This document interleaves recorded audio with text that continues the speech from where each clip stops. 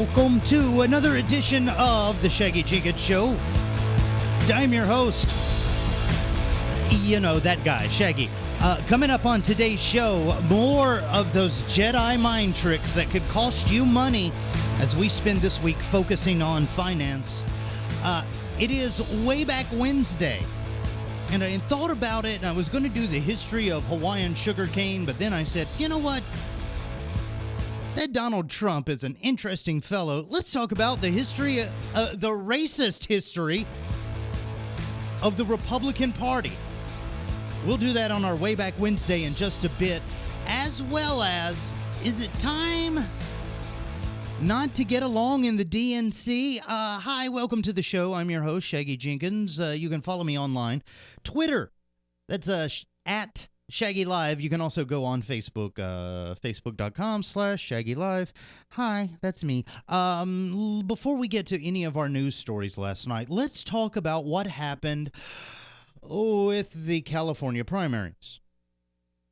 Now, of course, I follow a couple of other people on a bunch of other shows, guys like Eric Blair over on The Grudge Retort and a bunch of other shows that are out there. And a lot of people during the primaries were like, hey, I'm starting to notice that there is a lot of problems. Voter irregularities, provisional ballots being used in places that really registered voters should go and get a normal ballot from. The issues within the primary process right now are at peak top-of-mind awareness in our society, correct? Well, here's the problem. Now that we have CNN over on their channel throwing up things like Trump and Clinton began general election, their rigmarole and all that stuff, as they're transitioning from fighting against their own parties to fighting against each other's parties. In all the stories that are going in that direction, we're going to lose sight of how screwed up the primary process is.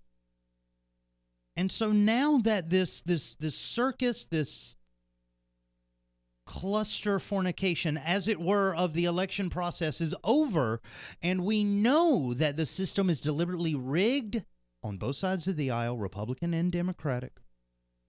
Libertarian, you don't really have a choice. Just some guy stepped up and says, hey, anybody else running for president?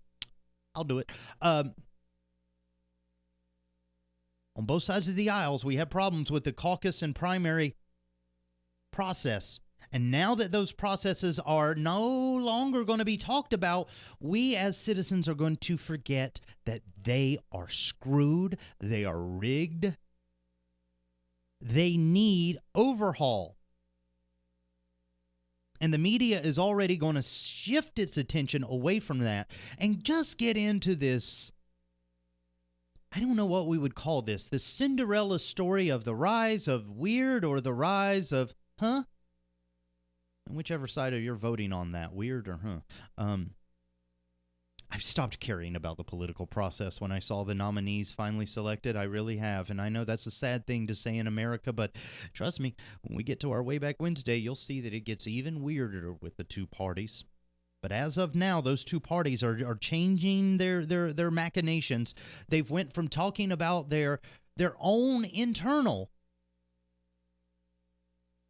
processes and stuff like that to now talking about the big general election.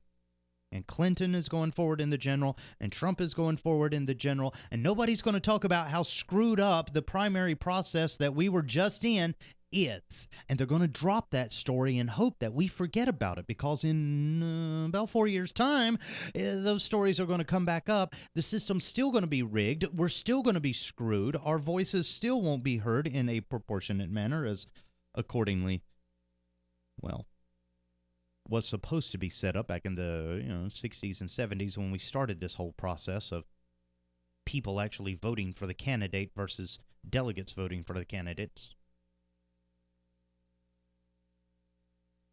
The news media will want us to forget how terrible the process was that we just got off of. They want to shift the story over to, okay, now let's let these two people, we've selected our gladiators, now let's watch them fight. And that's all their coverage is going to be. They're not going to talk about the real fight in politics, which is me and you trying to get some sort of straight ahead, logically laid out primary or caucus process, okay? Let's not have a system anymore where one state has a caucus and a primary and only one of them counts. Because that confuses and muddles the process. So before the news media tries to take our attention completely away from the rigged system that we were in, let's draw attention to it, keep attention on it, because even though that stage of the circus is over, somebody has to clean up after the animals. And trust me, there is a lot of poo that is still on the ground. So don't let the parties, the Republican or the Democratic Party, don't let them blind you once again by rapidly changing gears. And we've been talking about marketing mind tricks all this week, and this is kind of one of those door-to-the-face things. Hey, would you like a candidate? Bam! No. Would you like to vote for Clinton? Huh? Sure, why not? The door-in-the-face method is going to be used by both parties now. They're not wanting to talk about how screwed up their primaries and their caucuses were, so they're going to be like, okay, let's get to the main dance. This is the whole reason that we're here. Yay, everybody, it's the Hunger Games 2016. And they want you to forget. So I'm saying don't forget. And maybe from time to time I'll come back and as we get through the whole election process this year and we select a new whatever the hell we're pulling from now,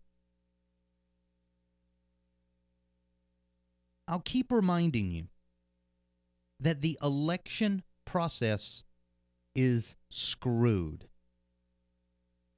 And we need to reform it, to rehab it,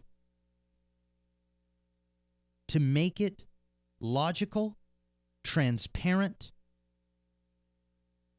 and accountable. And until we get to that, who's in the big dance right now isn't as important as how the system coughs up the next two dancers in the next election cycle. So before the news media completely blindsides you with, hey, it's all over and forget that, let's move on, don't forget. Don't move on. Hold your party accountable for the terrible primary and caucus season that this presidential election has shown us. Let's move on to a segment that we've been working on all this week here on the Shaggy Jenkins Show. It is, well, I've called it, money stuff this week. It's named after the book that I wrote. You can find it on Amazon. Money stuff is all about, different things that people don't want to talk about financially. And I've talked about marketing schemes and how people use these psychological tricks to separate you from common sense and eventually your money. And then, we also did the how political parties separate you from your common sense and eventually your voice and your vote. That is also known as the Democratic National Committee at this point, but more on them in just a sec. Marketing tricks are designed to disarm you, to make you not see things the way that they actually are in front of you. And the more that you don't see things clearly, the more that your choices can be manipulated. And I've talked to you about how you can see practical, real-life examples of some of these sales methods in the way that our politicians behave. As a matter of fact, a good friend of mine, Daryl Scott, was showing me a video about where a guy breaks down languages, the actual educational level of the language that people talk in. And you'll notice that more and more people on the conservative spectrum speak in 6th grade, 5th grade, 4th grade understandable English. And then the more you go up in the liberal scale, the higher the educational level of the speech coming out of somebody's mouth becomes. I think the video was kind of neat that it showed Bernie Sanders speaking at a 10th grade level and Donald Trump speaking at a 5th grade level. And for a long time, I was thinking those poor 5th graders must be stupid as hell. But those languages that these politicians speak in are the same languages that marketers and salespeople speak in. And some of the things that they do, and you're seeing real examples of in the big world, in the news circuits, you're seeing those examples. Those examples that you're seeing can actually be applied to you in your everyday life, and how people use these tricks to separate you from money. Now, one of the tricks that Donald Trump is known for, and a lot of marketers are known for, advertising has been known for this for years. Repetitive key phrasing. Okay, so let's break that down. Repetitive, of course, means it repeats a lot. Key, meaning that it's something that you want to emphasize or that you want to draw awareness to, either subliminally or consciously, of your listening audience. Donald Trump all the time uses repetitive key phrasing. You know, I don't know about these guys, but. Well, I don't know, but.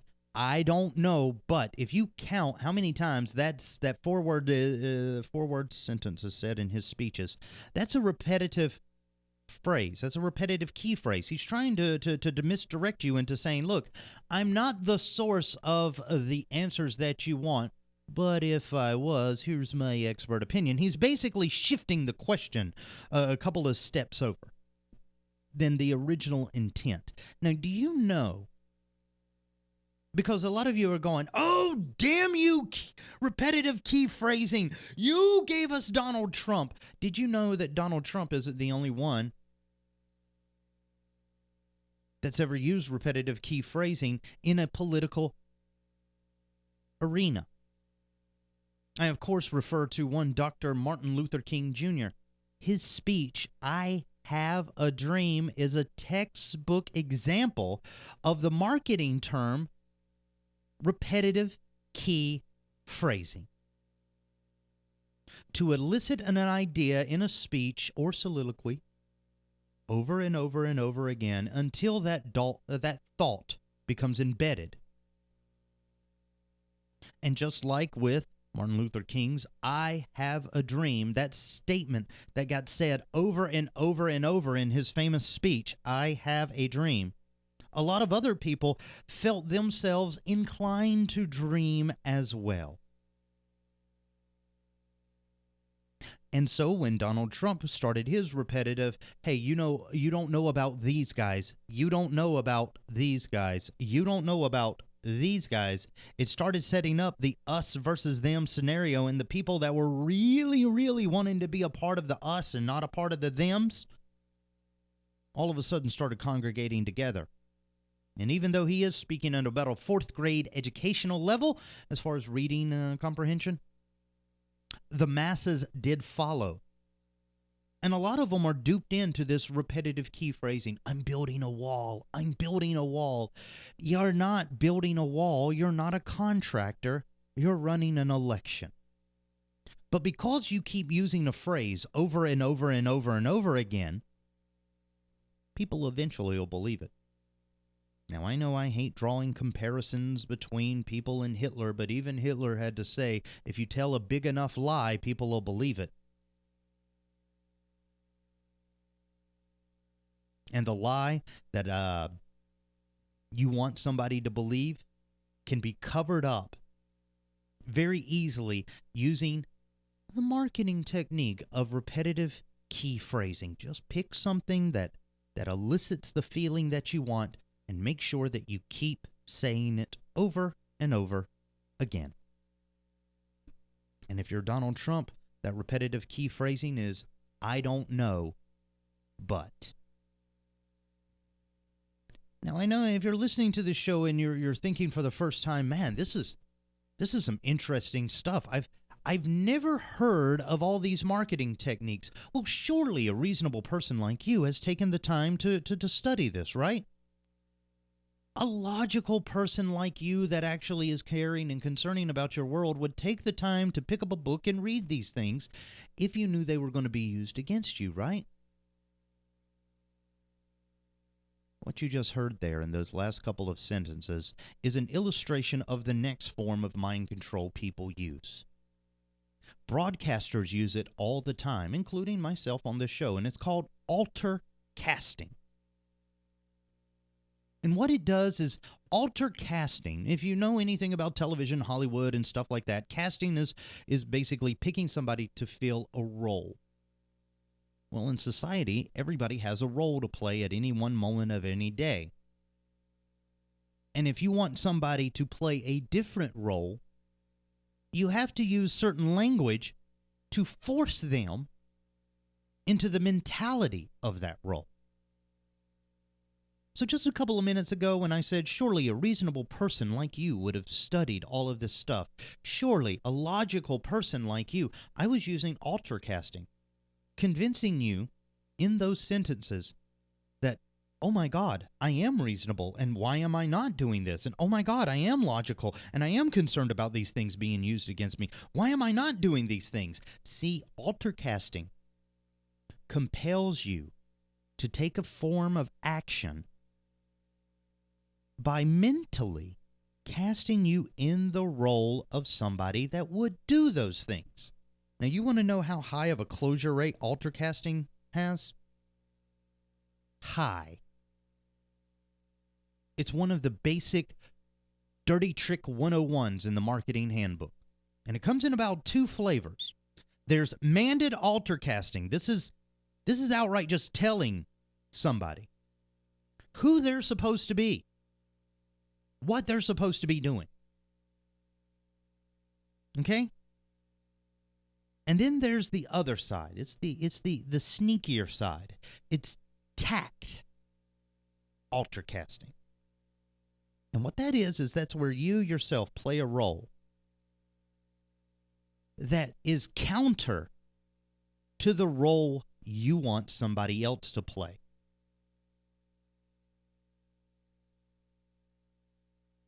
That's like somebody saying, you know what, I need help. Let me find somebody near me. You.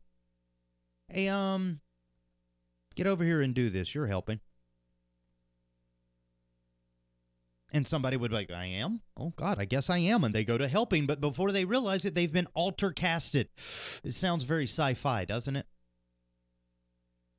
Our mind doesn't work in a perception level high enough so that alter casting pops up on the things that we instantly recognize are being done to us. And that's why marketing people love it so much.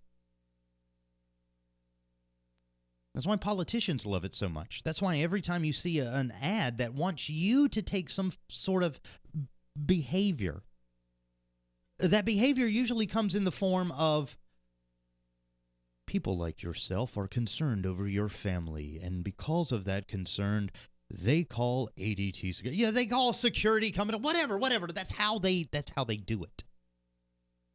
And you're probably in your head right now re-listening to commercials and stuff that you've heard for that alter casting, and you're going, holy cow. I have heard that language before. Well, that's not the only language that's going to break your heart. Coming up in just a sec, I'm going to talk about the racial history of the Republican Party. Ooh, gosh. And is it time not to get along in the DNC? It's the Shaggy Jenkins Show.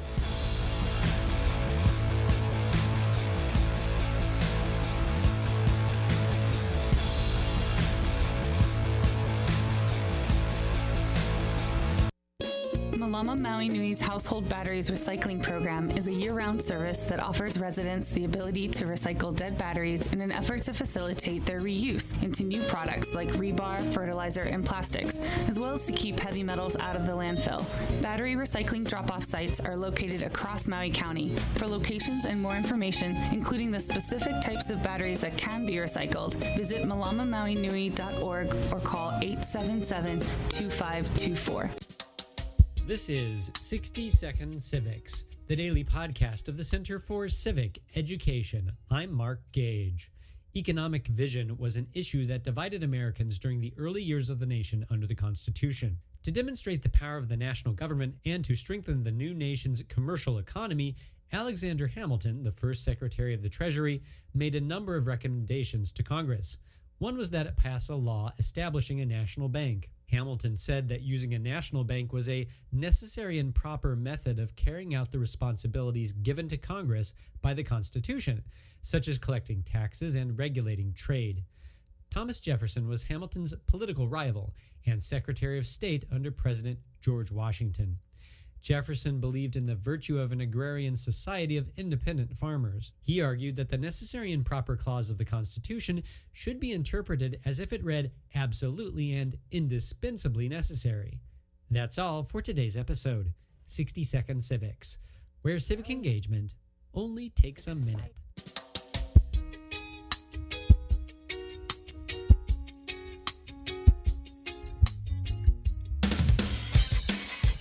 88.5 FM, the voice of Maui.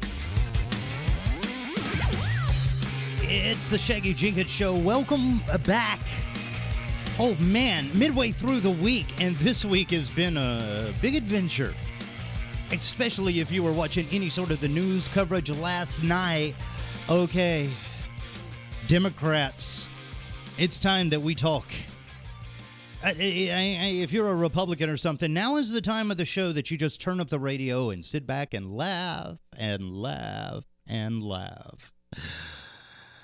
Because in just a little bit, we'll be laughing at you. But first, the Democrats. DNC, you have a major problem right now. And if you were noticing some of the coverage last night of Hillary taking the nomination, I know you're supposed to be saying being given the nomination, but I'm going to word it differently. And you've seen Clinton taking the nomination last night. One of the stories that is making the rounds today, and it's not making the stories on the front page. It's making the stories behind the front page stories. Journalists everywhere across the United States saw two major events happen last night. Now, I don't have to tell you as a member of the media how incredibly sexist some jobs and some fields are. However, it's true. And in media, we are very male-heavy, very male-dominated. But if you looked at all the coverage of Clinton's coronation last night in California, overwhelmingly, what some people are starting to point out, all of the networks trying to... How do I say this? They tried to show their softer side. They tried to put out all of their women journalists to say that, oh yes, look at this great moment in history for women. Here's our women. By the way, they don't make as much as the men in our networks. Oh, I'm sorry, they left off that caveat. But news media personnel have been noticing the shift of the demographic of news journalists covering the stories. Older white males traditionally are now starting to be assigned over to the Donald Trump coverage, and then the young females are now all being assigned to Hillary Clinton. Now, I mean, that's all well and good because, like I said, in the media world, media is a little sexist. But at the same time, we have to kind of look at all of these factors with the media and say, hey guys, you should have been on this page a long time ago. Now we're going to go into an election where one of the things that people are going to be talking about is equality. And I love the fact that we have a very inequitous entity in the American media covering that argument. It's about the same as having a plantation owner cover slave rights. But another thing that the media doesn't really tell you, the headlines behind the headlines today, is what happened to the guys that were feeling the burn in California. And that burn probably was a little bit of rash of crazy because that is exactly what happened. When certain news entities, and we're talking CNN, Washington Post, San Francisco, all these papers, once they started releasing, hey, Hillary is going to be the nominee. Hillary is looking to be the nominee. Bernie supporters on social media started, oh God. And it wasn't just social media. I should back up a second. Bernie Sanders supporters started calling, emailing, tweeting, Facebook posting, commenting on people's websites, leaving comments on their blogs, sending up tagged pictures on Instagram of death threats, of calling people every name in the book, of every single journalist that announced that Hillary was going to be the nominee last night. Bernie Sanders supporters in record numbers lashed out against the media, calling them liars, calling them pigs, calling them every name in the book. Like, honestly, if you look through the FCC list of all the things that I am not supposed to say over the course of a show, most of, actually all of those and a few that were invented were given to journalists last night in the wake of the Clinton campaign coverage. And now today, the main headline, now that the media is through kind of showing, oh my God, these people are coming after us, the main headline that now the media is pushing forward in hopes that everybody kind of gets the point is it time to make peace between Clinton and Bernie? Now, I've been looking at this story from a couple of different angles today and trying to figure out exactly how a sensible person like us, altercasting, is supposed to think about these things, right? Well, one of the things that I've discovered is that, oh my God, I don't think it's possible this time. You see, what's happening right now in the Democratic National Convention, National Committee, I should say, before we even get to the convention, what's happening is we see people getting tired of the conventional way that the DNC has functioned. Now, for months, I've been following this story and reporting to you about Debbie Downer, Debbie Wasserman Schultz. She's the one that is kind of getting the major backlash from Democrats about how she's turned the system with these superdelegates and all of this other stuff into kind of a rigged system.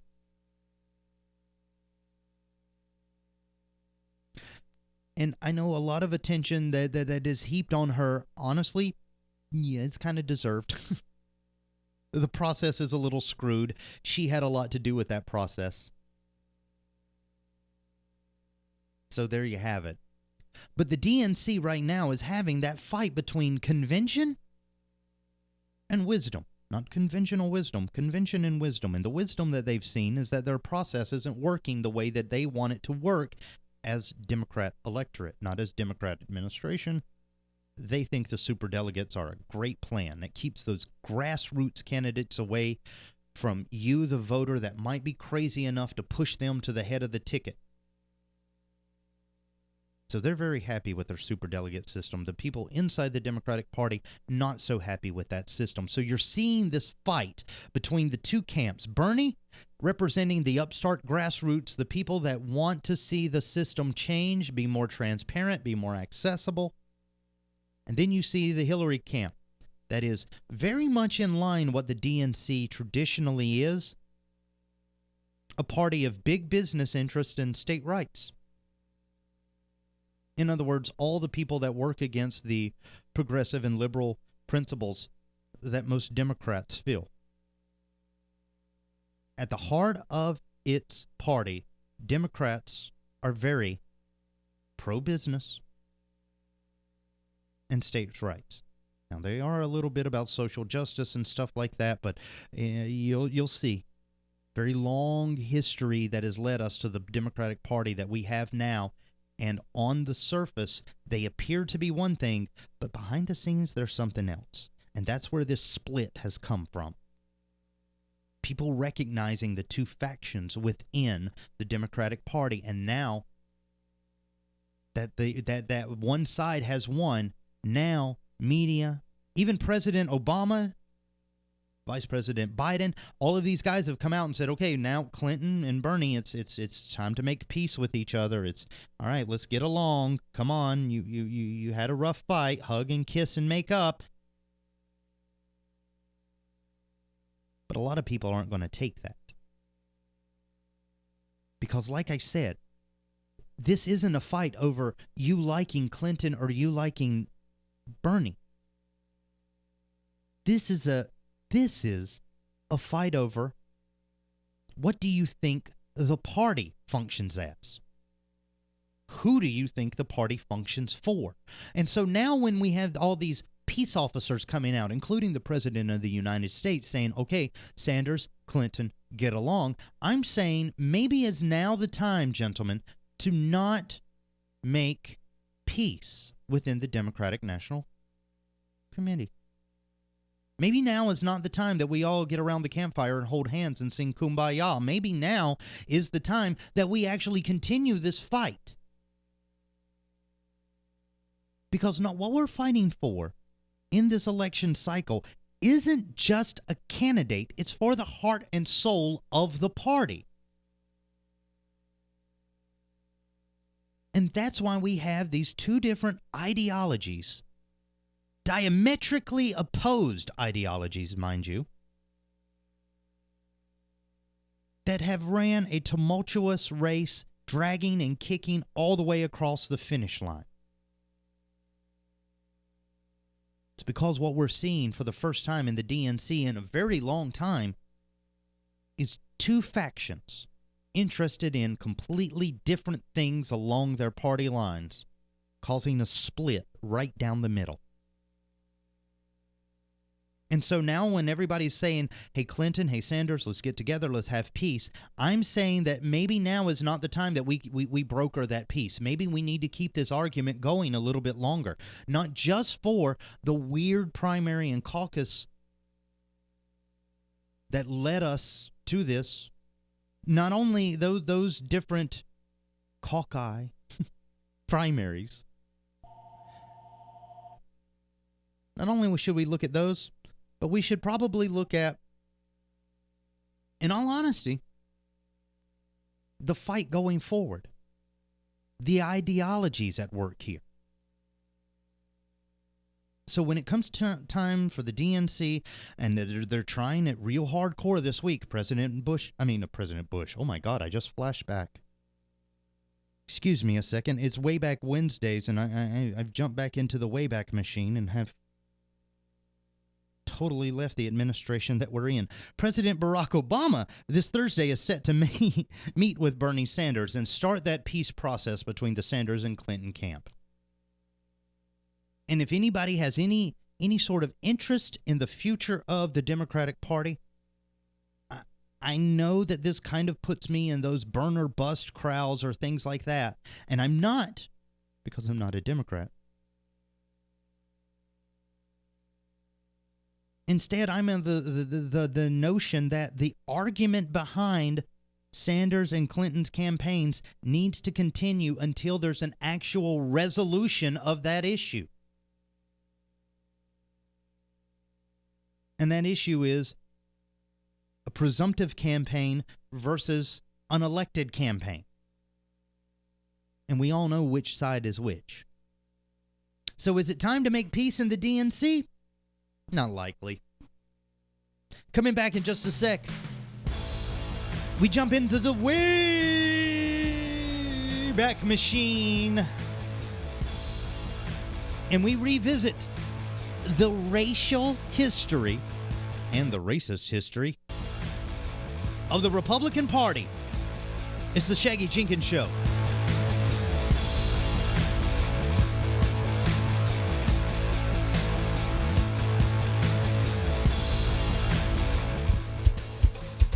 This is Scientific American's 60-Second Science. I'm Christopher Intagliata. This campaign season, there's been plenty of name-calling and lots of accusations. David Clemenson, a PhD candidate at The Ohio State University, has been keeping tabs. I mean, there was one debate where Rubio and Cruz were just all over Trump, accusing him of dodging questions. But that doesn't answer the question. He didn't interrupt you. Let him talk. You have yet to answer a single serious question about any of this. Will you give us a detailed answer about foreign policy anytime you're asked on it? Clemenson wanted to see if claims of question dodging actually held up, historically, not necessarily in the unique case of Trump. So Clemenson analyzed the transcripts of 14 presidential debates from 1996 to 2012. Overall, he found 51 accusations of question dodging, 26 by Dems, 25 by Republicans. A third of the time, the accused candidate did in fact go off topic. But in every single case, the accused candidate still mentioned the question topic, meaning that most of the time, he says, candidates are unfairly accused of question dodging. The results are in the Journal of Language and Social Psychology. Clemenson's advice for the next debate? Just because a politician of your partisan affiliation or your party ID is telling you that the other guy can't be believed doesn't necessarily mean that politician is accurately detecting deception. In other words, don't trust them, because the politician doing the accusing may be the one telling lies. Lying Ted. Lying. He's a liar. Whoa. Thanks for listening. For Scientific American's 60-Second Science, I'm Christopher Intagliata. Do you or someone you love have an addiction problem? This is Dr. Chester at ponohealthcare.com. I'm a board-certified addiction specialist in Wailuku, Maui. Whether it's prescription painkillers, alcohol, or tobacco, addiction kills. In fact, addiction has become America's leading cause of accidental death. But there is hope. Addiction is a medical disease, not a moral failing. And with the right treatment program, it can be controlled. I'm Dr. Chester at ponohealthcare.com, 249-8887.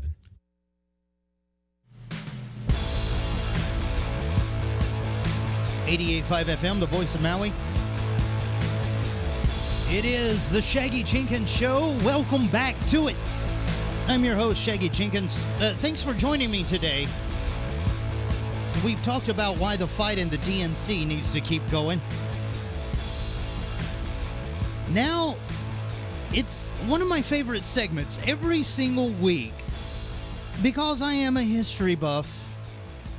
I know during the beginning of the show, I always introduce myself as critical thinker, problem solver, and guy with questions, but I am a little bit of a history buff as well.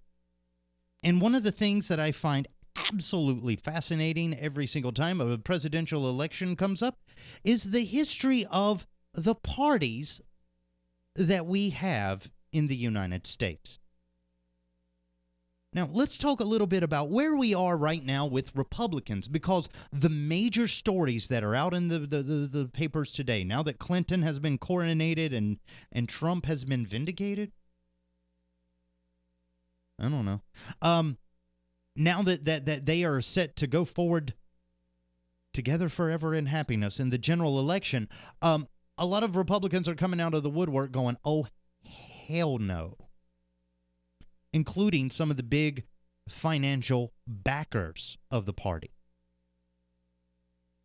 And if you look closely at the campaign that Donald Trump has been running over the last couple of months, you would say that there are certain, let's just call them what they are, racial overtones in his speech. He hates the Muslims, he hates the Mexicans, he hates things that start with M, I believe.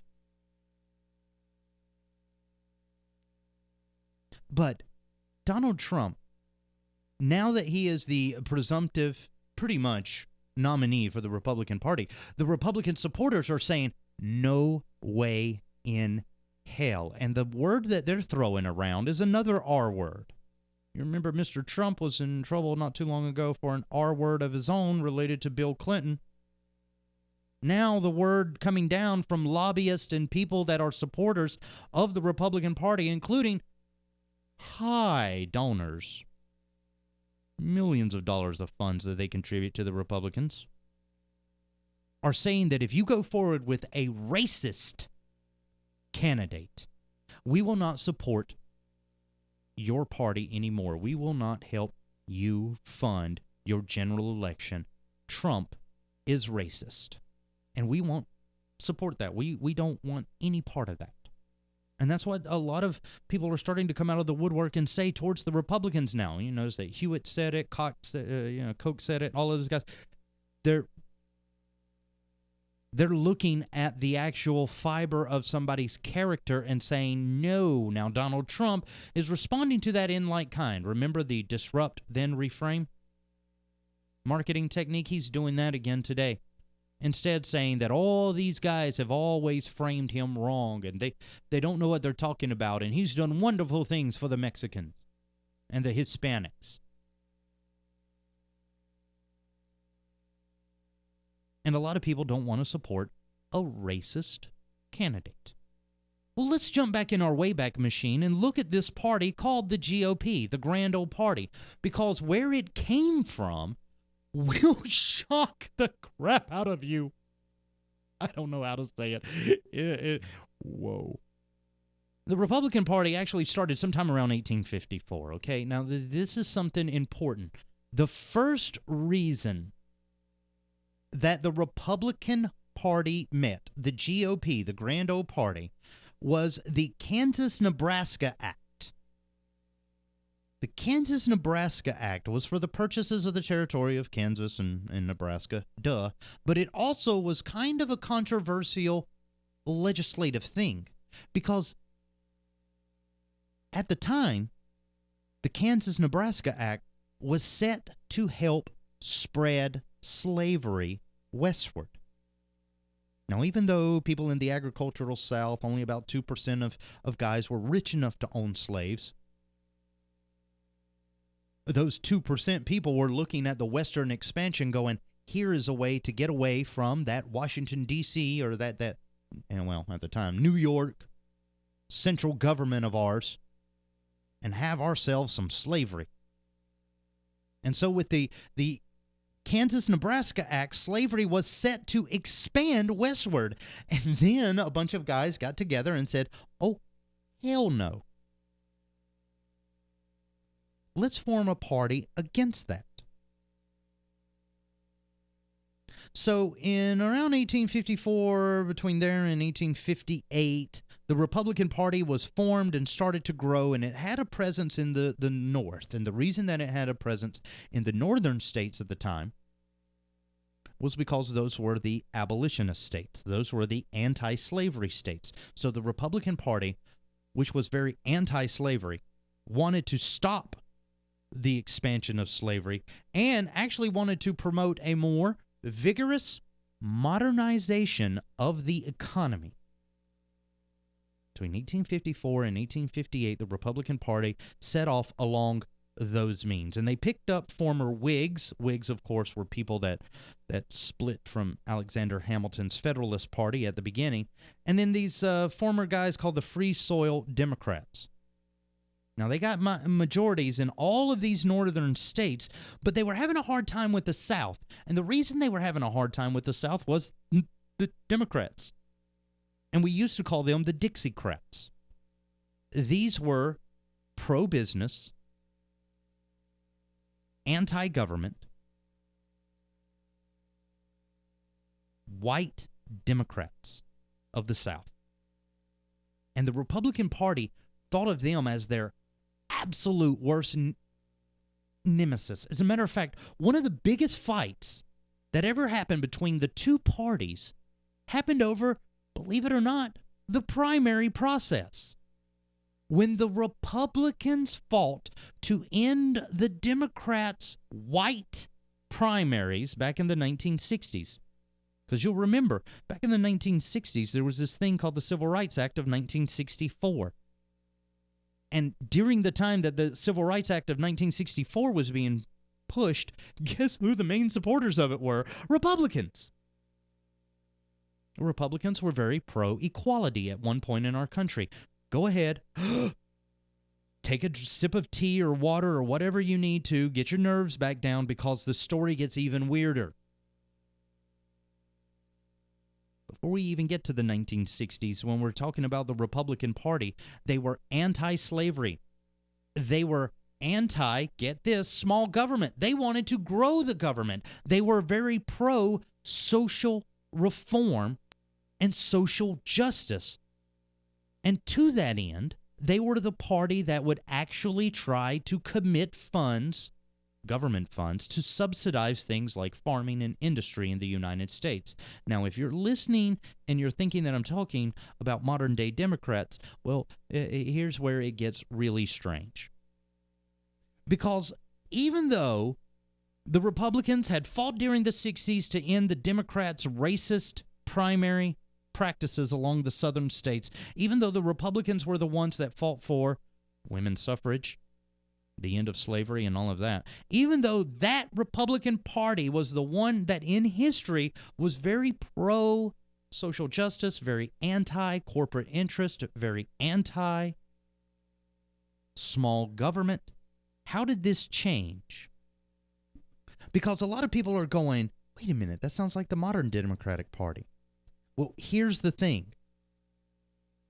Back a long time ago, somewhere around 1936, the Democratic Party, which was the party of small government, became the party of big government. And Republican Party, the party of big government, became the government of small government. The reason that this happened was because of a very influential man by the name of William Jennings Bryan.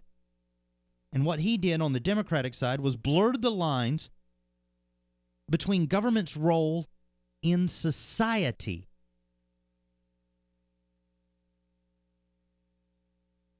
What he wanted to say was that, you know what?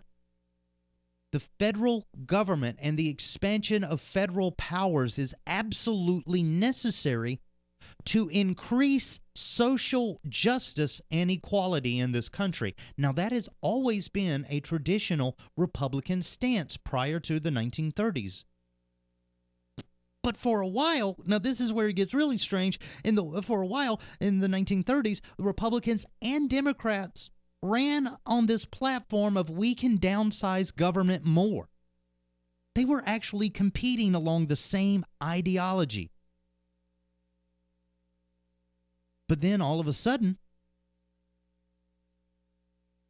the Republican Party kind of changed.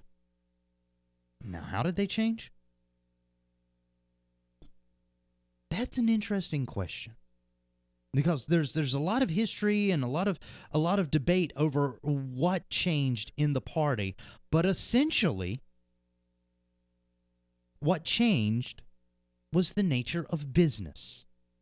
See, the Republican Party was always for the little man when it formed, way back in 1854, in protest of the Kansas-Nebraska Treaty. Okay, when they formed back in, they were for the little guy. They were pro-social programs that helped subsidize poor farmers. They believed that if a business has an access to government subsidy, so should an individual at the same level.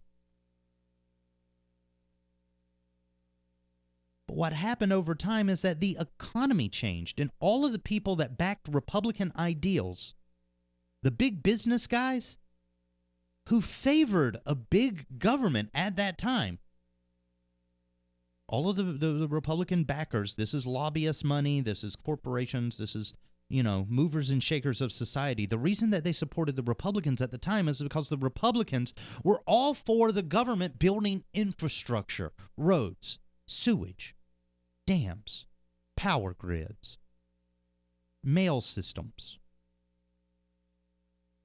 infrastructure. There wasn't enough infrastructure in the United States for these corporations to exist. So they backed the party that wanted to put in that infrastructure, even though that party was kind of against them and their worker rights.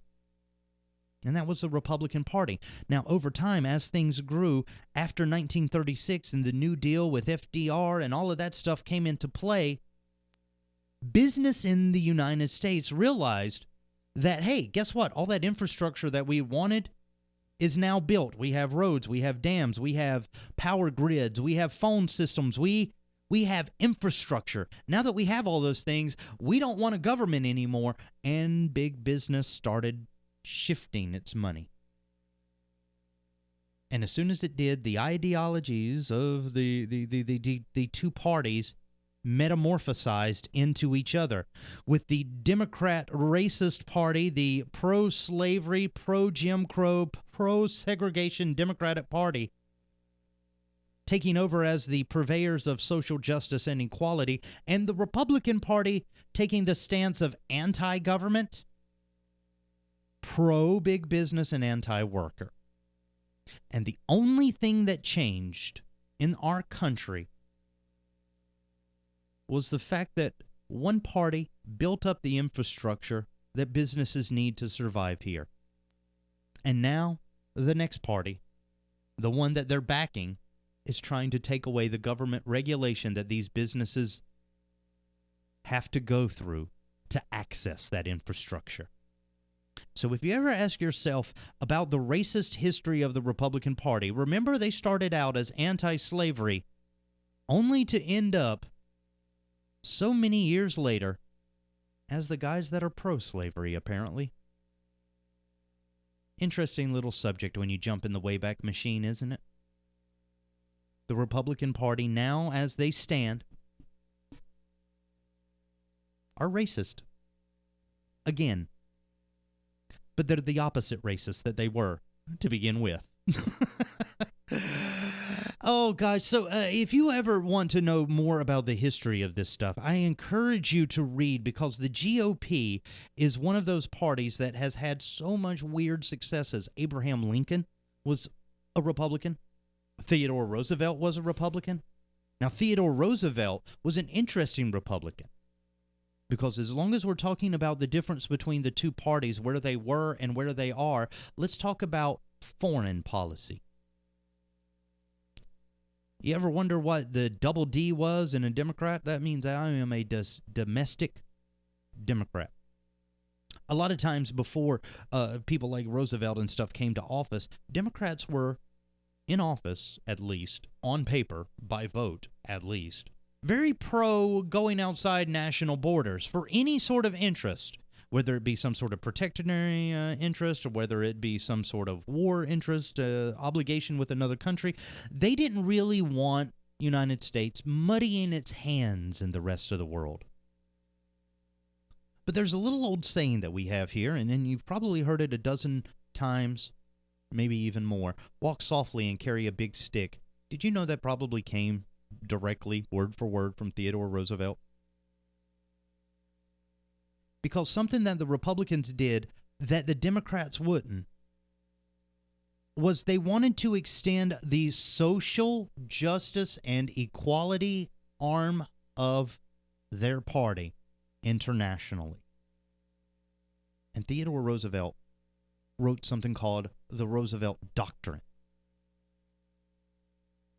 Now, that basically means that anything in this hemisphere, if it affects the interests of the United States, even if it's not within our borders, we're going to send an army there. We're going to mop up that mess. We're going to protect the homeland before you make it to our borders. The Roosevelt Doctrine basically said when it came to policing the world, walk softly, but carry a big stick. And because of the Roosevelt Doctrine, that allowed us to get into other things, like eventually World War II's Lend-Lease Agreement between the United States and the United Kingdom. It also allowed us to expand into things like we did back in the 90s with policing efforts in the Middle East. Remember the first Gulf War? Iraq invaded Kuwait. The United States sent a protection force over there. That's all systemic of the Republicans' original party platform of spreading social justice across the globe. Now, today, when you look at their party, you're saying, how can that still be a component? Because believe it or not, even though the history of the United States within the United States changes at one rate, the history of the United States without the United States changes at a completely different rate. And some of the traditional stances that parties like the Democrats and the Republicans had on the international front never changed, even though their domestic policies did. Even though they did this switch between which one loves business and which one loves government. Which one is for the little guy and which one is to screw the little guy. Even though they've done that flip-flop, their international policies have always been the same. And the Republicans are the ones to blame for the United States world policing usage of its armed forces. So if you ever want to, take a second and really just mess with your friend's head, tell them one night that you want to talk about the Republicans in a straight face and say, The ones that ended slavery, and see what happened. Because they're not going to believe you. Now, next week, I promise to do something specifically just for Hawaii.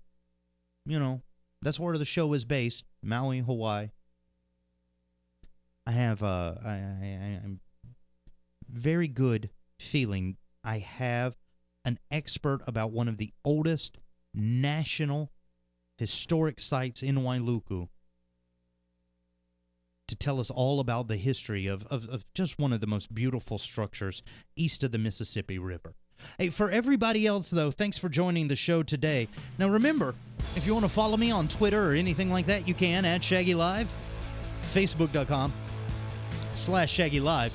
You can also see episodes of this show up on my YouTube page. Dear God, I got a lot of social stuff going on, don't I? Until the next show, though, take care of yourself. Love you, mean it. Kate in. Bye.